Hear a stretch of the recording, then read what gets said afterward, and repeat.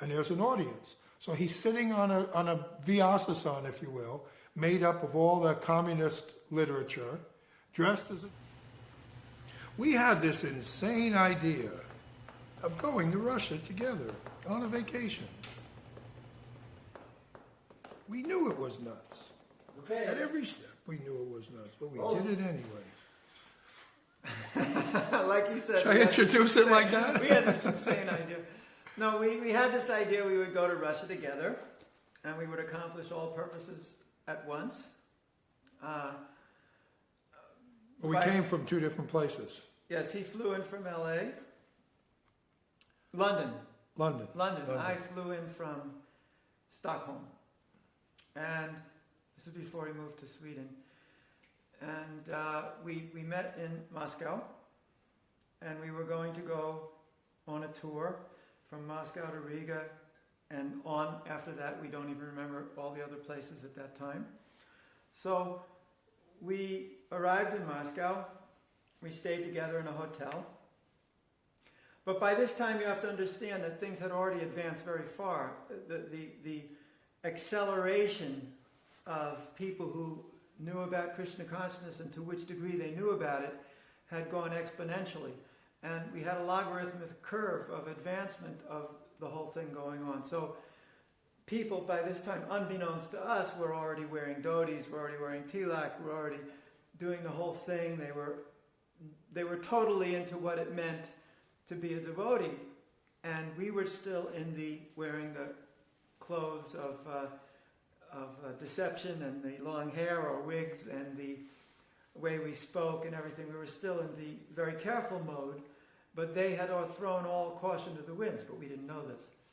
So we were in the hotel, and then the first night we went out to, we met Anand Shanti, and we realized when we saw him that something was not right. It was like he was also feeling very strange and paranoid, and there was an enormous amount of paranoia.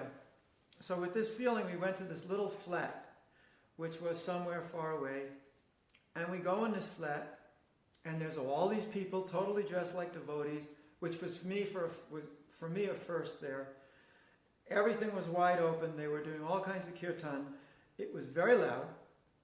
And at this time they started doing this whole guru worship kind of thing, which I had totally discouraged because of the paranoia that I had felt.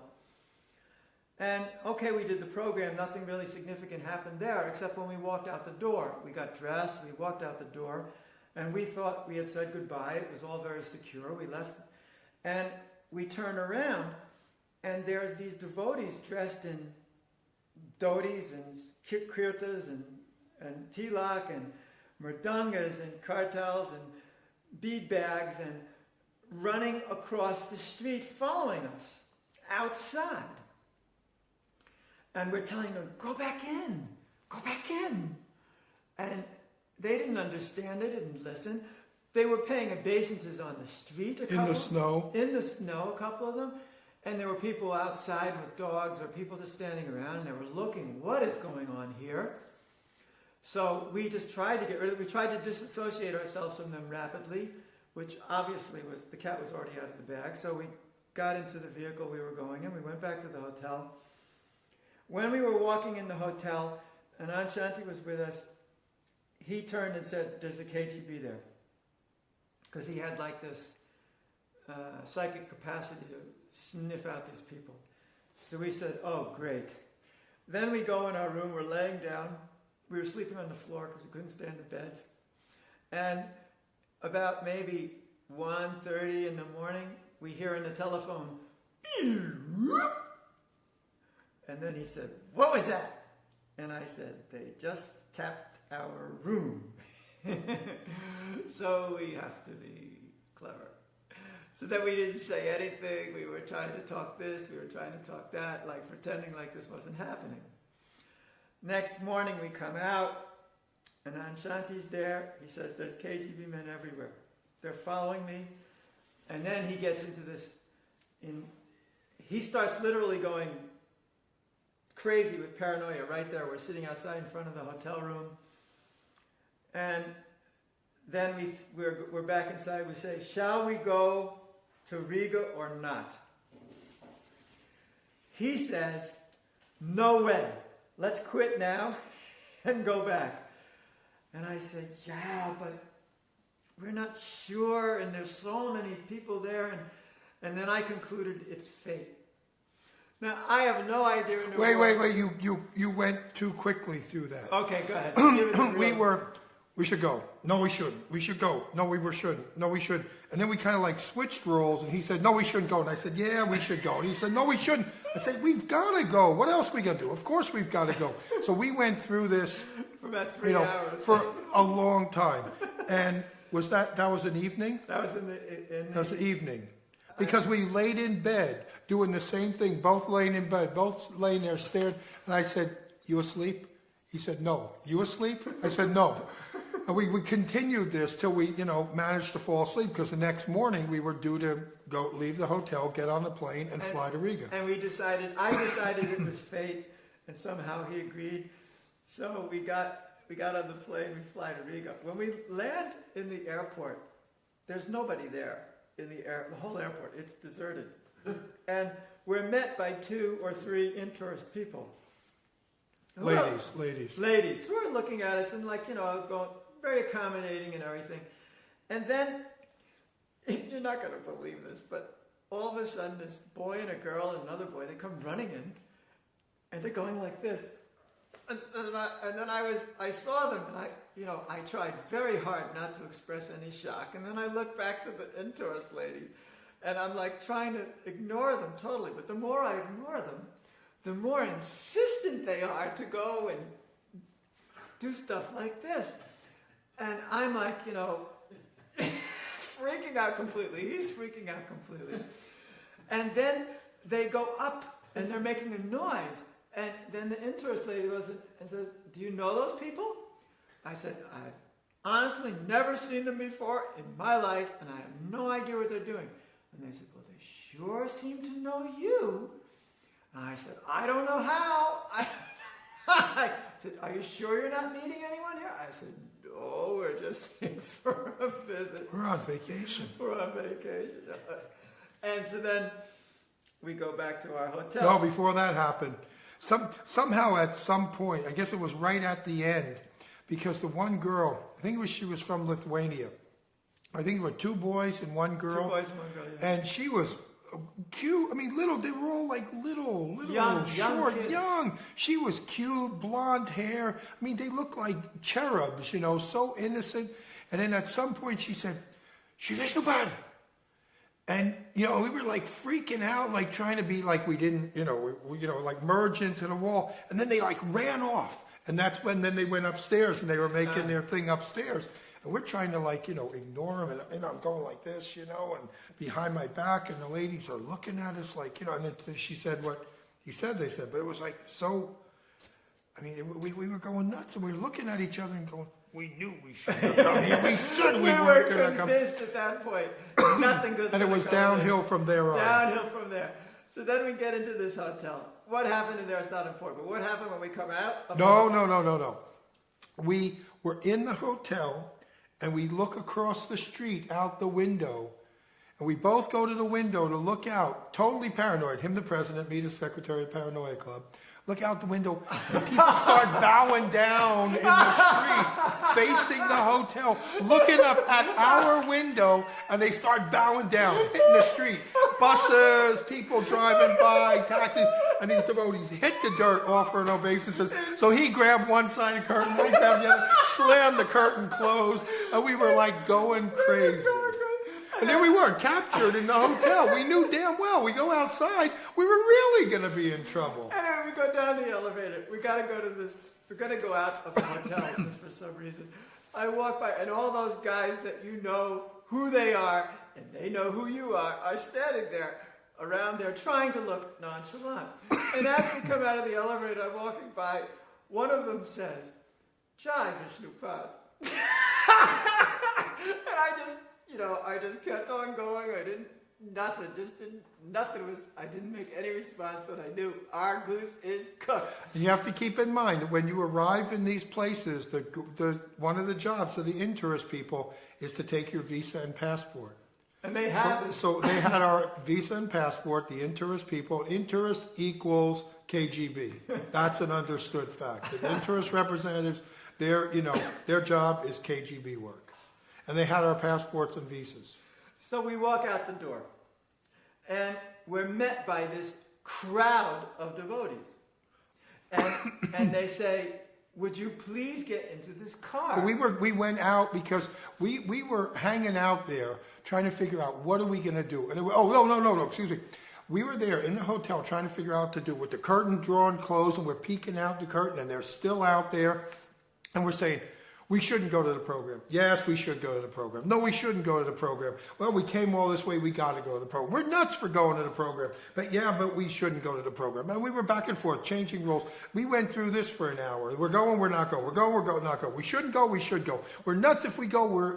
We can't let them down. We're insane if we go. We're crazy if we go. What do? We walked downstairs and started to walk to the program because we knew how to get to the place. So as we go out, start to walk down, then this crowd of devotees. And they invite me into this car, which has white sheets over the seats. Now, nobody ever in the history of Russia ever put white sheets over a car. The seats. They had taken white sheets and made it, appropriate for him to sit on. I said, no, thank you. We'll walk. You stay here. We'll walk to the place.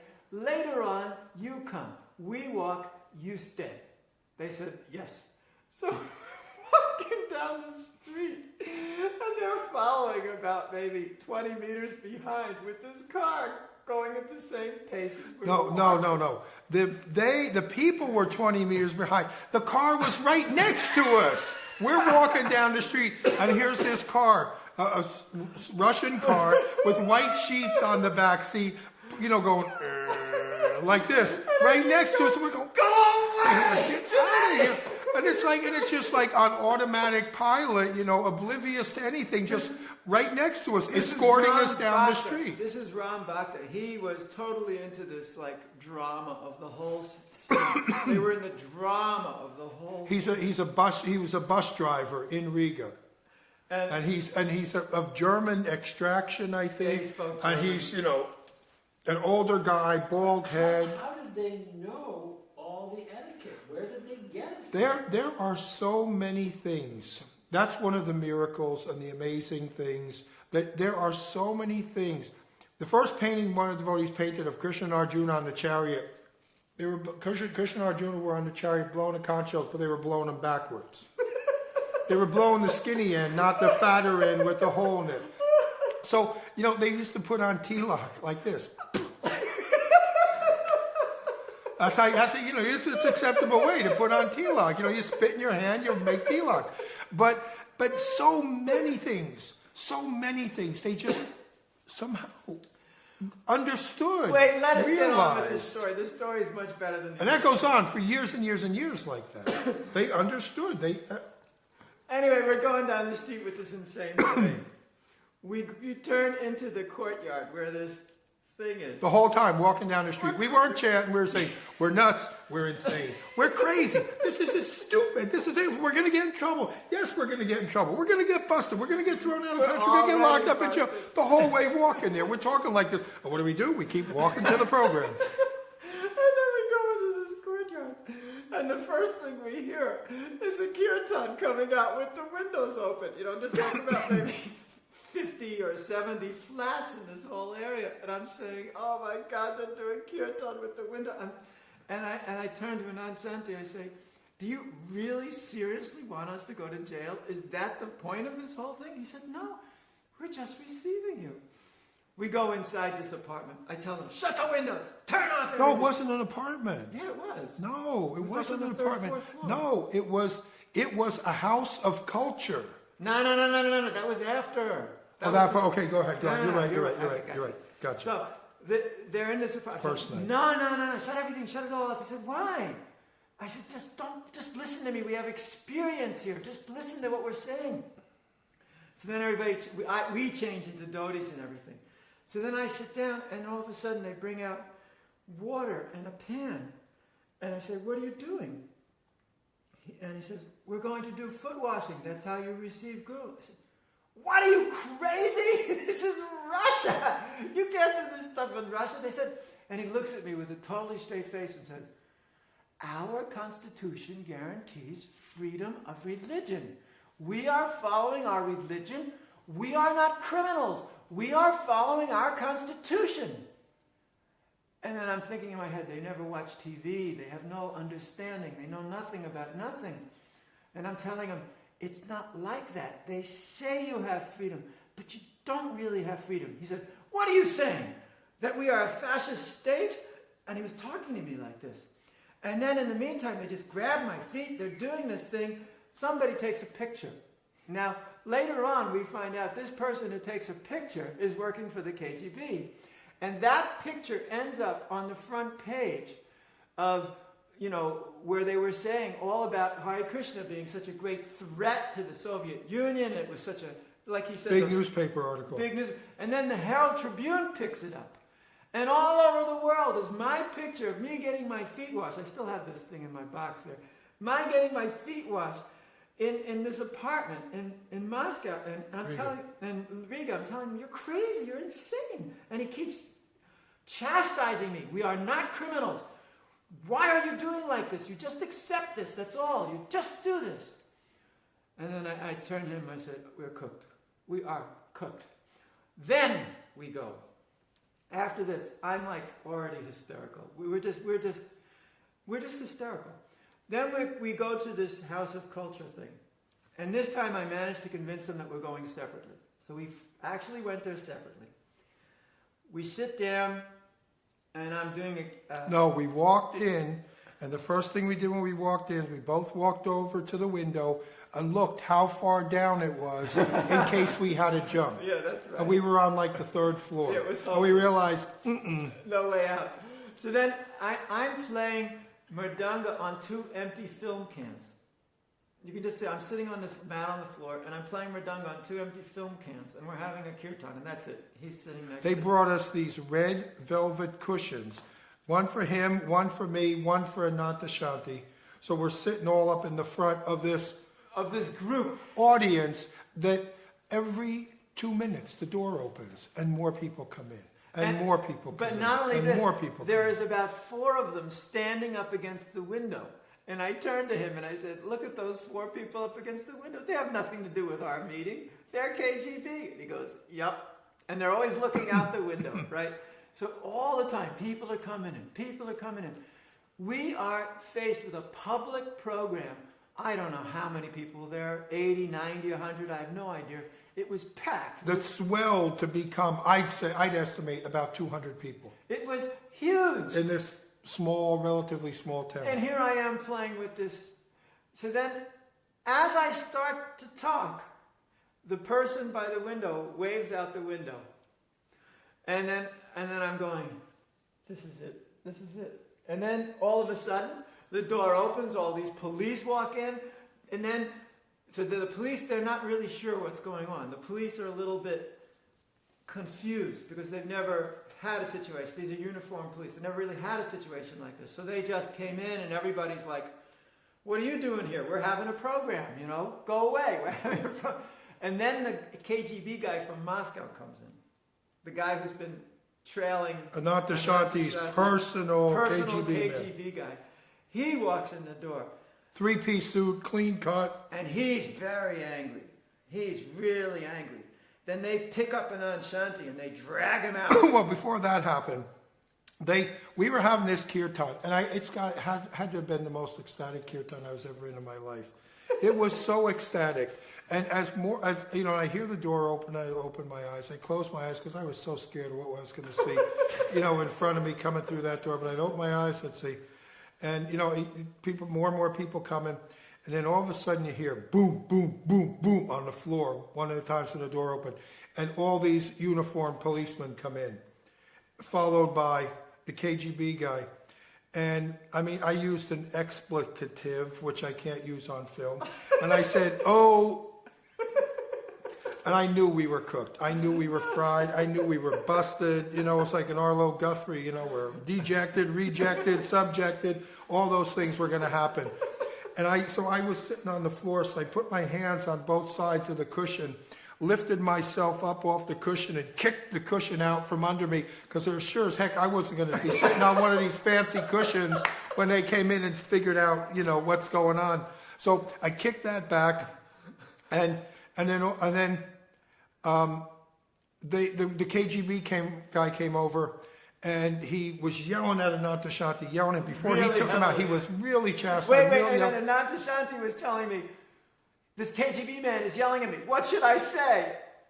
I said, I don't know. No. He was talking to you. No. I'm telling you, he was screaming at Ananta Shanti. Ananta Shanti says, what should I say? He's asking me what's going on here. I said, no, I don't know what to say. And then the KGB man says, shut up, don't talk. And then Ananta Shanti turns to me and says, now the KGB man's been telling me to shut up. What should I say? And I said, No, then he said, shut up!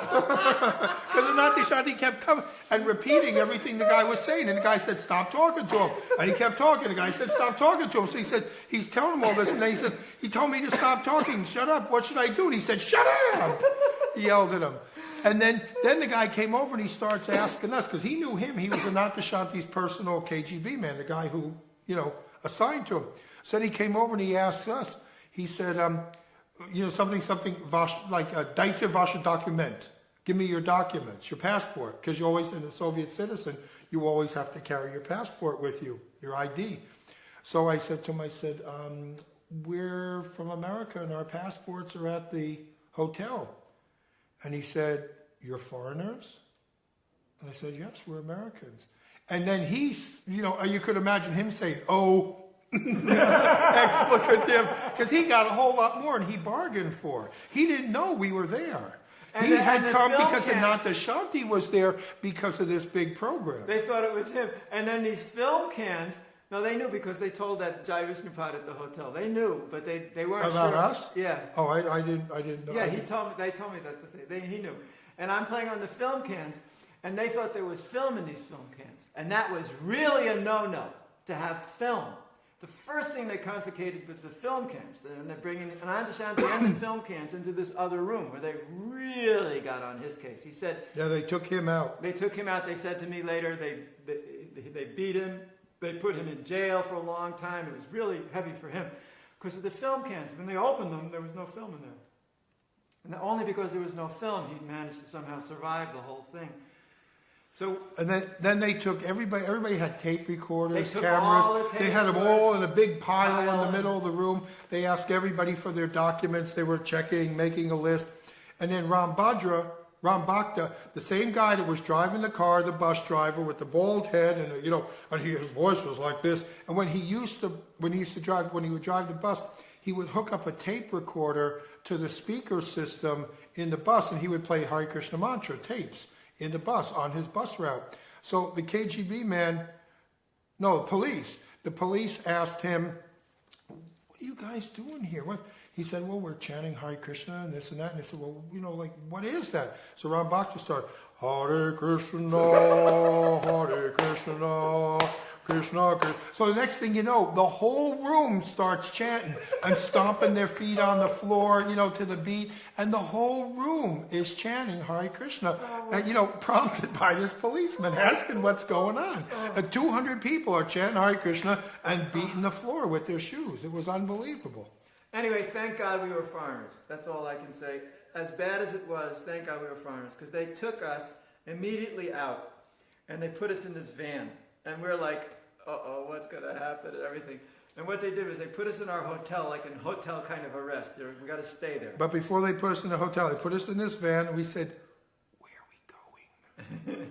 And they said, to your hotel. And we looked at each other and said, yeah, sure. Right. Sure, we're going to our hotel. Yeah, he's going to turn us loose. So he said, we're going to the hotel. And the KGB man came with us. And he said to us, you speak Russian? I said, no, we don't speak Russian. We only speak English. He said, you speak Russian. I said, no, I don't speak Russian. So he was a little pacified, and we're driving. It was cold. And the driver had his window open. So he said to the driver, I said, Zakryte, pожалуйста. Close it, please. And the guy turned around, he said, you do speak Russian. And he went nuts, I said, no, I don't. Just a couple of words. So they took us to our hotel and said, kind of, because they still had our passports. They said, you could, the lady at the hotel, what did she say to us? I think you're in big trouble. You have done a very bad thing. Yep. She said like that. So we said, so here we go, and she said, then we go, wait, we're in this hotel room, and we've got all these names and addresses written on a piece of paper, and we've got a pile of Russian money that we're not supposed to have. So we're going... because we took books, I guess, with us or something. Yeah, we were selling records and tapes and... So we had lots of money. We had lots of money. So what we do is we go in the bathroom, and I tell, because obviously they're listening, oh, I'm so sick. Oh, I feel awful. I'm such anxiety and sick. So I was going in the bathroom going, oh, we're ripping up everything and go, blah! We take water from the sink, we go, blah! And then we flush the toilet, and all the money and all the names are going down the toilet, and we're doing this for like a half an hour until we finally finish it all. Flushing all this money down the toilet. Because we were afraid they're going to say, who knows what they're going to say to you the next day or the middle of the night. And they say, hey, where'd all this Soviet money come from? You didn't cash any foreign currency. Where'd all this money come from? Down. And then the next day, I was in total paralysis. I'm in a total state of utter hysteria, paralysis. I'm sitting in my room. So, because I'm the main guy they were after at this point, because I'm the one who this whole thing was for. So then he goes out, and he's walking on the other side where the park is, and he bumps into the KGB guy. And the KGB guy, what does he tell him? You've made my life so difficult. You're a very bad man. You've made my life so difficult. And I went down, and he stayed in the room. When I went down, I stopped at the desk, and I said, what's going to happen? She said, they have not made a decision yet. And I said, well, how come? She said, because this is going to the highest levels of interest. And again, interest equals KGB. So then we'll skip all the paranoia and the hysteria in the hotel room. You can imagine the president and the vice president or the secretary, whatever he wants to be, the co-presidents of this club are freaking their brains out. We're just insane. We can't eat, we can't sleep, we can't do anything. And we look out the window, and every now and then there's some devotees out there being insane again, and we're like, ah! So then they decide we have to go back to Moscow. And No. They said, I said, I went back when I came back in, I said, have they decided yet? Have you heard? She said, no. She said, we'll tell you when they do. So I think I went down again, anxious like anything. I said, she said, yes. Here are your passports. You can go about the rest of your vacation. So I went upstairs to him and I said, here's our passports. I said, we can go about the rest of our vacation. What are we doing? No, that's not what happened. Oh, yeah, it is. Because when we said we were going to leave now, what they did was they insisted that we have to go back to Moscow and we have to take the train because we had plane tickets. We were going to continue with plane. They told us we had to take the train even though we had plane tickets. And they said you can go back about the rest of your vacation. No, we said no, we want to go home. Yeah. So we said we had to go back to Moscow because that's our tickets were Riga to our tickets were actually to Moscow. They were from Riga to Moscow. And then they were going to go to St. Petersburg. Yeah, but we said we're going home. We're not going about the rest of our vacation. Right, because we knew obviously this was some kind of they wanted to find out more where the rest of the people were everywhere. So we decided we can't put anyone else at risk. Okay, so we're on this train. We have to take this train. And this train is freezing cold. I get so sick on the train. And we have to take this train all the way to Moscow. But when we get to Moscow, we get divided up. Even though we're supposed to be on the rest of our vacation. I'll tell you what happened to me. Because when we got off the train, they took him away. And I don't know what's happening. I'll tell you what happened to me, and he can say what happened to him. What happened to me was they take me off the train, and I get put into this fanciest KGB car you can imagine. It's in those days, I think it's a Varga or something. No, Chaika. It's a limousine. It's a limousine, right? And they put me in the back of this thing with a driver, my own driver, who looks straight out of the movies, like the heaviest of the heavies. So then they put me in their office in the airport, and I'm in solitary there. And they take away everything from me. I have no suitcase, I have no bags, I have no passport, I have nothing. They're totally taking everything. And then I'm hearing all this arguing. And then it stops. And then I get brought to the where my gate's going to be. I have no idea where he is. My mind is going everywhere. I have no idea what's going on with him. I'm thinking maybe they took him, or they're trying to question him or do something. And then they put me in this waiting area by the gate, but I'm all alone. And there's all this arguing going on. Enormous arguing just on the other side where they have these little offices. Arguing, yelling, back and forth. And I mean heavy, intense stuff. And then the people who are supposed to take the ticket, they're looking at me and they're going back and forth in there, into the thing. They're having a huge argument. I'm having this like hysteria in my heart, because I'm catching on at what's happening. And later on this was confirmed. I'm catching on what's happening is they're arguing whether I should be let out or not. Whether I should be allowed to leave, or they're going to capture me and arrest me for some reason. They'll think of some reason. And so this argument is going on. And then all of a sudden it stops. And then they come and they bring me onto the airplane and sit me down. Now it's an SAS flight. Thank God I had an SAS flight. And so my heart is going. So again, up front in the cabin, I'm hearing this argument between people up in the front of the cabin.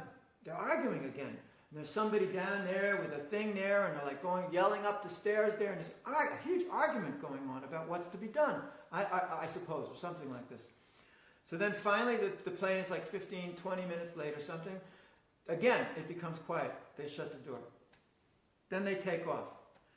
And as we're taking off, as we get in the air, this MiG comes flying out of nowhere. And as we're flying all the way from that airport up until international airspace, there is this MiG, not 20 meters off the wing. I mean, it looked like that from inside. I have no idea the real distance. But practically you could see the pilot's face from where I was sitting, just next to us. And the SAS stewardesses are going by, and everybody's asking, why is that plane there? And the stewardess is going, I don't know what's going on. And then one of the guys from the front comes out and he's looking at me. He's Swedish, and he's looking at me like, apprehensively. And I'm like, biting every nail down to my bones. And this plane is there the whole time. And just as we get to international airspace, he turns away and flies off. And then we go off. And I'm like, it's like after that you can't relax. It's just like you faint. Long time later, I hear they were having arguments in the Kremlin, all the way up to the point I got into international airspace, what we should do with that guy. Whether he should be sent back, they should bring the plane back. They were fighting so fiercely about this. That plane was there to turn the plane back if they had to, while it was still in in Russian airspace. And then I heard from, I forgot who, later on, that it was the healer of Brezhnev who personally intervened to have them let me go. Because Brezhnev was making the decision personally. It was back and forth with Andropov, we find out later, who later on turned out to be the biggest nemesis of the devotees. This man, he was the head of the KGB. He was the most horrible person. Brezhnev was actually a kind of good guy. That's what we had heard from devotees inside. He believed in God. He even said like that, but the translator always manipulated it away. There was actually documented instances of this. He was actually a good guy, and he had this healer who was taking care of him. Who was friends with the devotees. And so she intervened because this was a heavy, heavy argument. And I would have been off in the gulags or something, God knows what. And somehow they just let me go. And I don't know until maybe 2 days later what happened to him. I was so We had made a terrified. pact with each other and said, all right, listen, if you don't make it, we know what, we're going to have to contact the people and get people stirring up. And if you don't make it, so it was like we had this thing. If you get back first, you call me. I get back first, I'll call you, and we'll, make sure that we each got out. When they took me in my car, wasn't a Chaika, it was a Volga, but a black limousine. Yeah, it was which, a Volga. you never, you don't get rides in. This is what the Politburo members ride in. And so they took me, and we're going to the they said we're going to the airport. Then I see a sign, Sheremetyevo, which is the name of the airport, but there's two Sheremetyevo, Sheremetyevo Adzin and Adno and Sheremetyevo Dva, Sheremetyevo 1 and Sheremetyevo 2.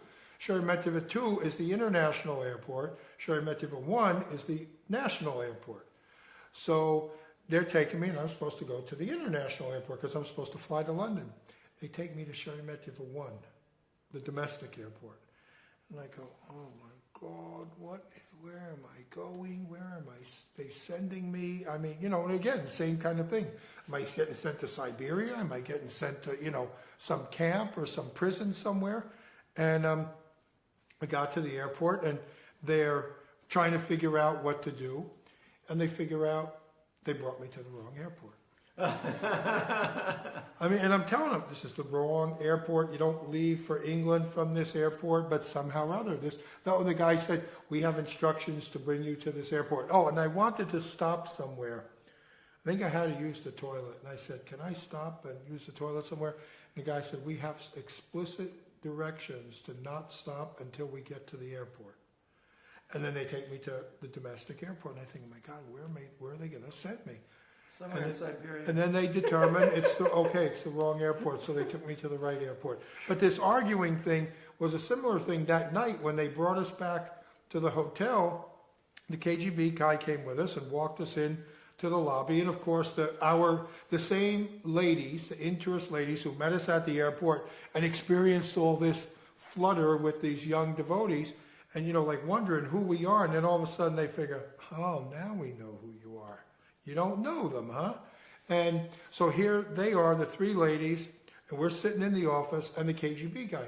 And the KGB guy and these ladies are arguing back and forth, and really heated discussion. And all of a sudden, the argument stopped. And it was like for 10 minutes, and it was in Russian. We had no idea what they're saying. And all of a sudden, the arguing stopped, just like that, on cue. And the lady said, you can go to your room now. And they let us go to our room. And but they were arguing back and forth whether, no, the interest people were saying, no, they're in our charge, so you leave them. Or the guy would say, we want them to take them somewhere else and interrogate them or something. But they asked us nothing. I mean, it was, again, like miraculous, They asked us nothing. They didn't question us. They didn't grill us. They didn't interrogate us. Nothing. And then the next day, ultimately, they said, okay, here are your passports. You can go about the rest of your vacation. And then what happened with you in the airport? You just flew up? I just got on I was fine. Yeah. But then we were banned.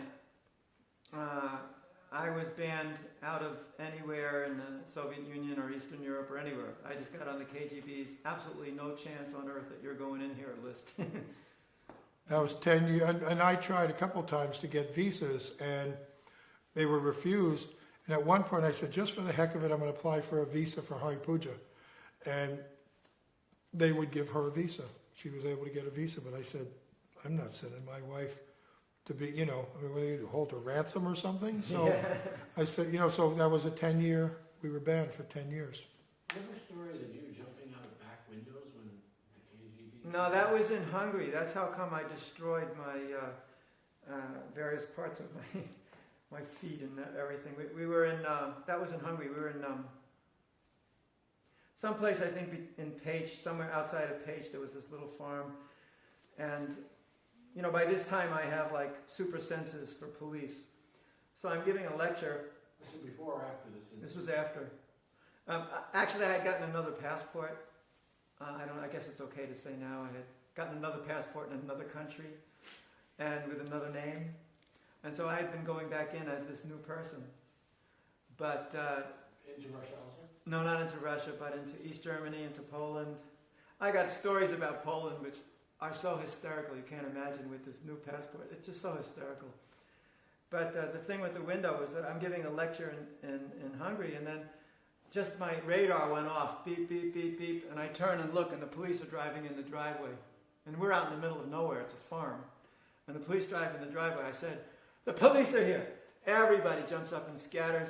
And so I don't know what to do, so we all run into this room, and it was me and Dave Amrita and Krishna Kshetra and Bhakti Dayalata, or Dwarkesh, whatever his name was at the time.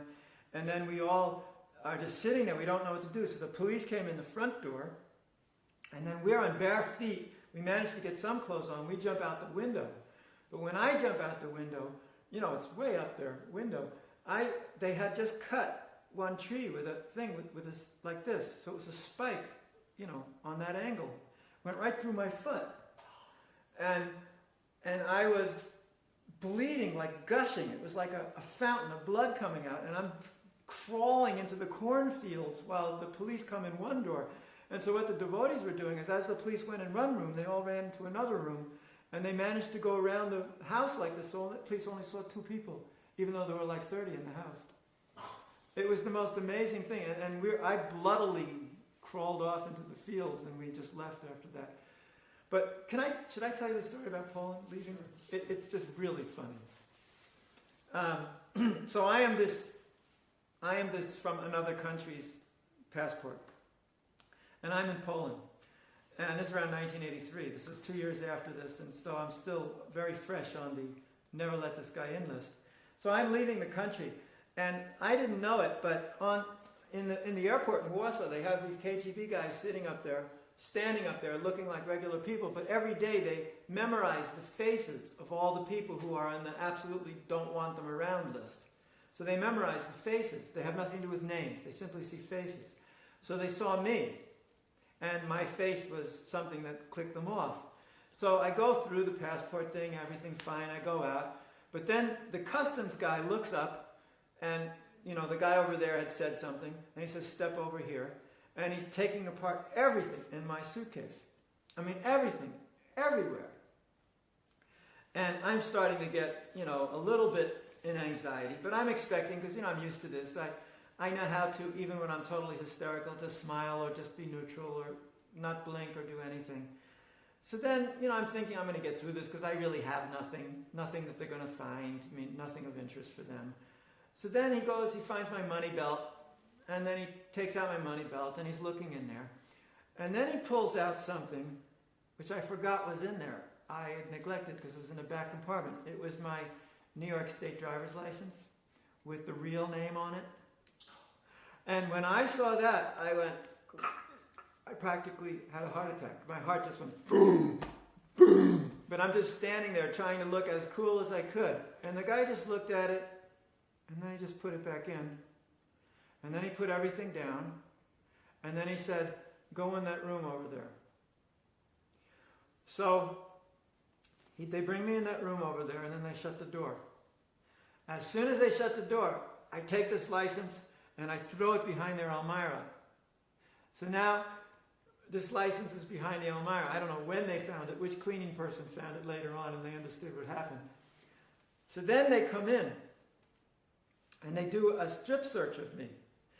But at that time, I had Brahmin underwear on, and it was full of money.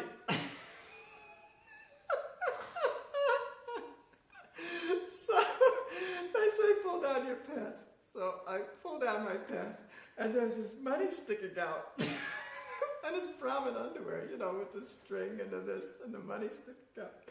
And they look at this. There's like 3 of them. I'll never forget their faces. They're like looking at me like, "This guy is so weird. This is so weird. Look at that." They just shook, and then they just slammed the door. So then I got dressed, and then they let me out, and then they were just watching me the whole time. Like, there's some everywhere watching me. It was just so hysterical. They never questioned you about your license? Well, that was much after, and I never used that passport again. I never used it again. It was already exposed, so I couldn't use it again. I didn't go into Eastern Europe anymore after that. That was the last time. It was just too scary. There's just so much your heart can take. There's just so much of this insanity your heart can take before you know you're going to really get an embolism or a heart attack or a stroke or something. You don't know what's going to happen. It was just too hysterical. I couldn't handle it anymore. Did the devotees ever understand, in due course of time, they must have in due course of time, why it was inappropriate for them to do what they were doing at that time? No. I'm not sure. A lot of them went to medical institutions, the ones who were mental institutions, the ones who were very active, the ones who were very powerful were the ones who were most persecuted because they were very powerful. They were doing a lot of stuff, and the others were just kind of taking cues from them. But that was a kind of a nature. It was, I mean, you got, to survive in that environment, to survive under that repression. I mean, if you rolled over and went belly up, you did nothing. You made no money. You had no fun. I mean, it was like living on the edge, and life was a challenge. And they just, I mean, to do anything other than just go to work and come home to your apartment, and freeze and be miserable. And I mean, you had to take risks. You had to take chances. And if those devotees wouldn't have done it, and even the insanity and the nutsness and the bowing down in the street and the arrival in the airport, I mean, it all worked out quite well. They wouldn't have accomplished anything. It actually worked out quite well because of all this madness.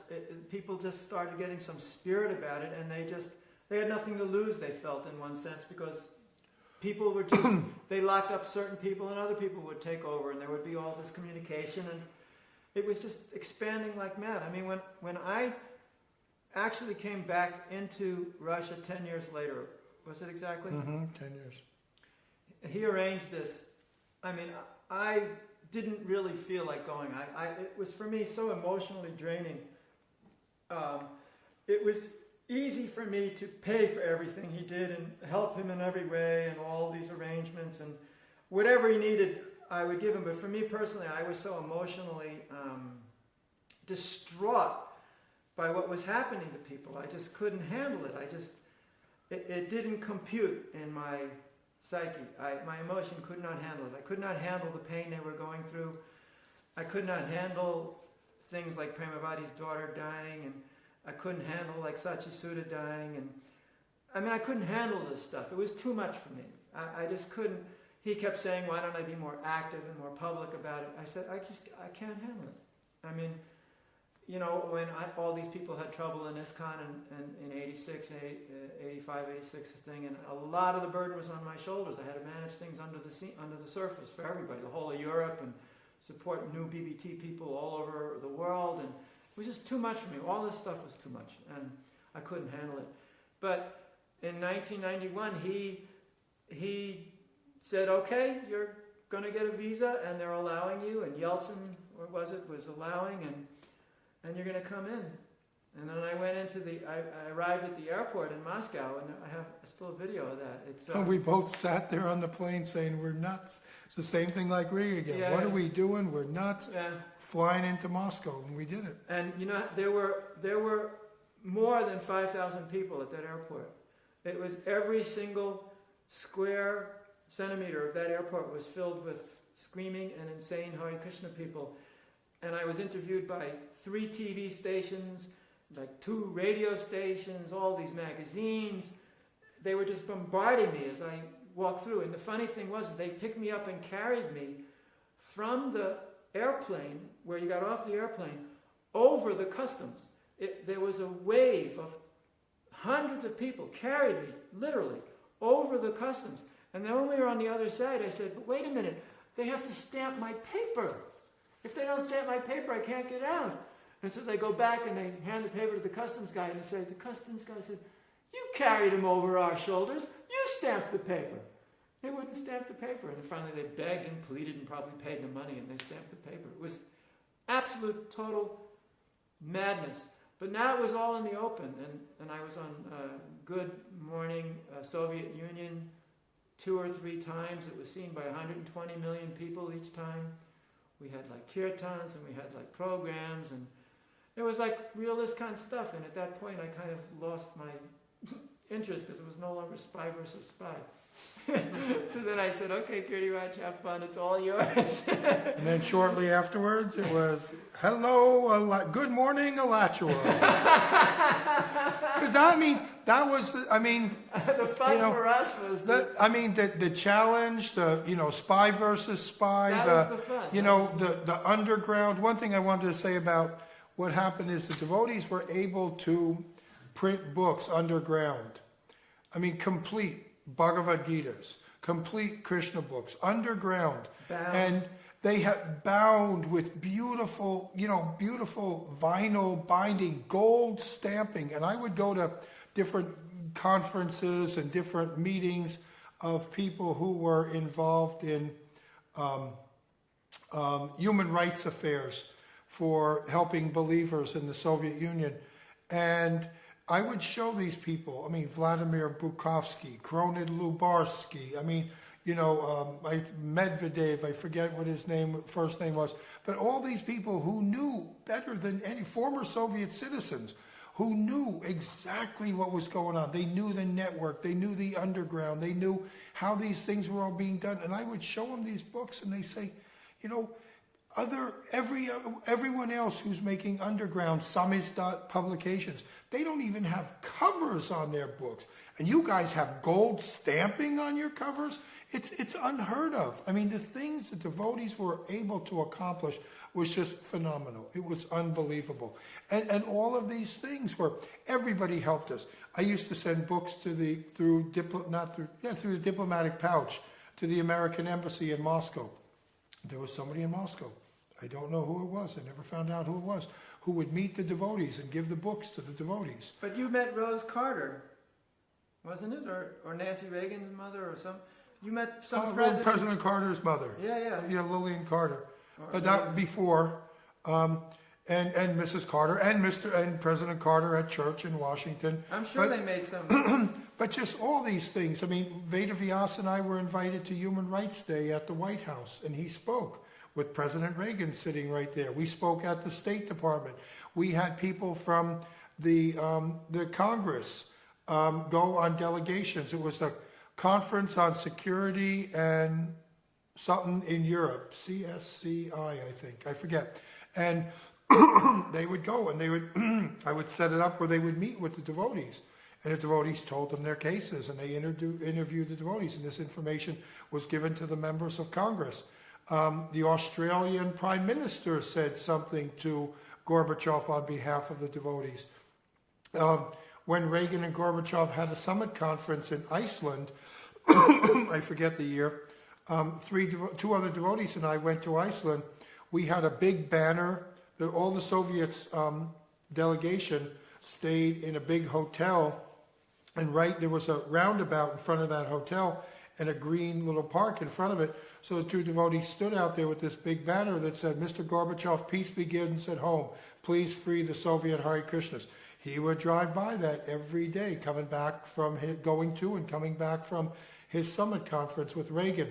I had Bhagavad Gitas and our report, the Committee to Free Soviet Hare Krishnas report, the persecution of the Soviet Hare Krishnas in the USSR.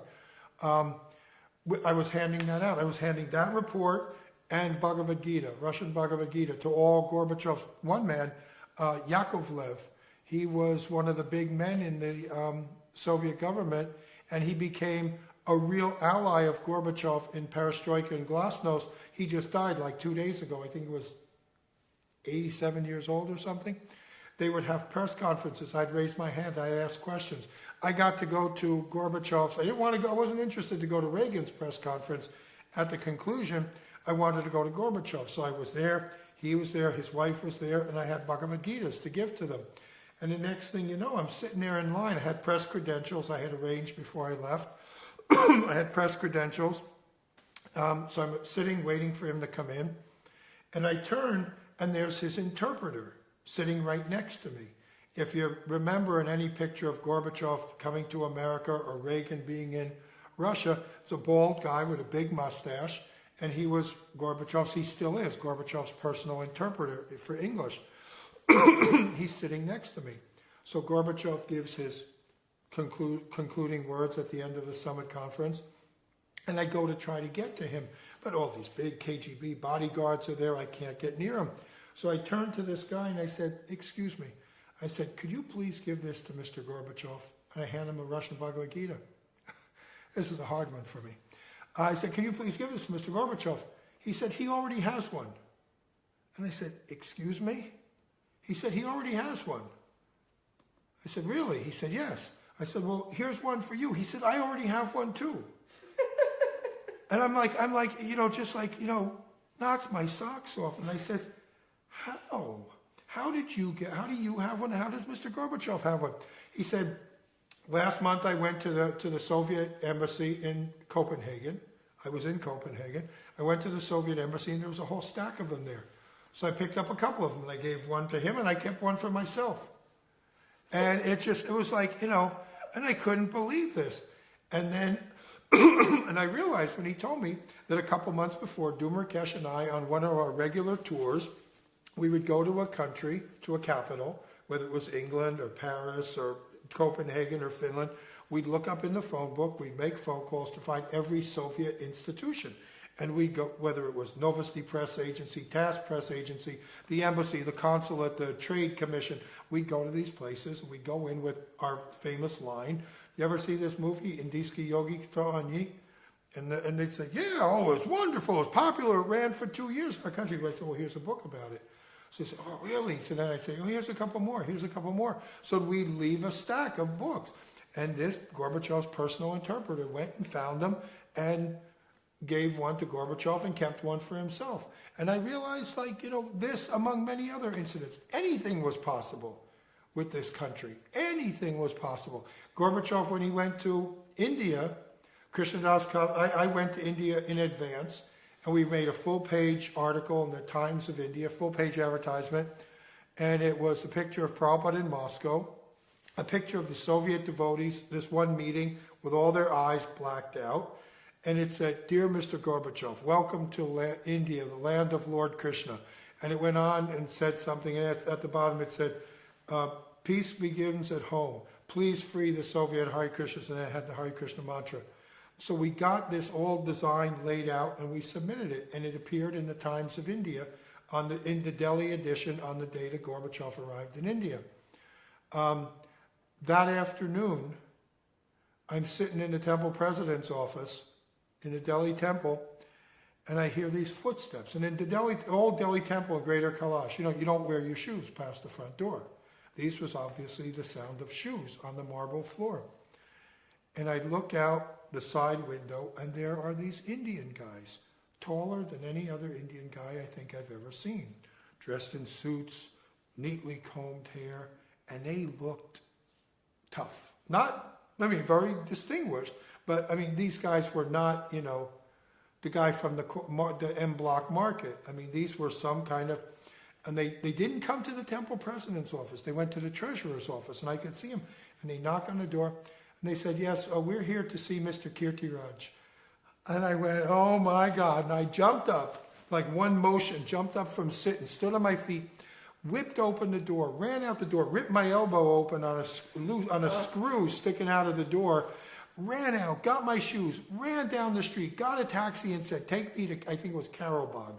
I went to Karobagh, and I didn't know where to go, what to do. I called Dumarkesh at the hotel and I said, Dumarkesh. And I told him, what had happened. So he met, we went to, I think it was the Birla Temple. We hung out at the Birla Temple in central Delhi all day long, called back the temple, and these guys were gone. We weren't there, so they didn't bother, didn't hang around. So we went back to our hotel in the evening, and the next thing you know, we're sleeping. It's 1 o'clock in the morning, and the phone rings. And we both woke up, and we looked at each other, and it was like same sort of thing. Don't answer it. Yeah, we have to answer it. Don't answer it. Yeah, we have to. I answered the phone. They said, the guy at the desk said, groggy, half asleep voice, Mr. Kirtiraj, Delhi police are here. They'd like you to come down. I said, we're not coming down. We're not going to come down. We're in our room. We're not coming. I say, can they come up and see you? I said, yeah, sure, they can come up and see us. So they came up to our room. They said, we'd like you to come with us for some questions. And we said, no, we're not going anywhere. I said, as a matter of fact, I want to call the American embassy. So I called the American embassy, 1 o'clock, 1:30 in the morning, reached a lady at the consulate, and she said, no, don't go with them. She said, definitely do not go with them. So we said, no, the American embassy has told us not to go with you. And they were really frustrated, and they ultimately left, and nothing else happened. But it was really, these are some of the things that that we did. Pardon me? What were they going to do? Who knows? Why did they want to see? Who knows? Well, because of our activities, our, sticking our noses, getting in between Soviet-Indian relationship, which was a very special thing for both countries. They both depended on each other. And when Gorbachev left India, there was a cartoon, I still have it, in the Times of India, and it's Gorbachev sitting on a dais. He's sitting on a dais with no shirt, the cartoon, no shirt, a Hare Krishna chadar, and a dhoti on, and the spines of all these books are showing, and I think it says Lenin, Marx, Lenin, Marx, Lenin, Marx. I think it was both, and there's an audience. So he's sitting on a Vyasasana, if you will, made up of all the communist literature, dressed as a